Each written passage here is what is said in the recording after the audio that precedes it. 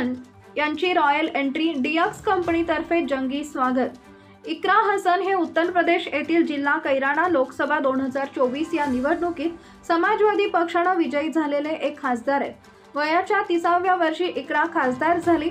इकराचे पूर्ण नाव इकरा मुनावर हसन आहे। त्यांनी आपले शिक्षण लंडनमध्ये पूर्ण केले। इकरा हसनला समाजवादी पार्टीने पूर्ण देशामध्ये प्रसिद्ध केले।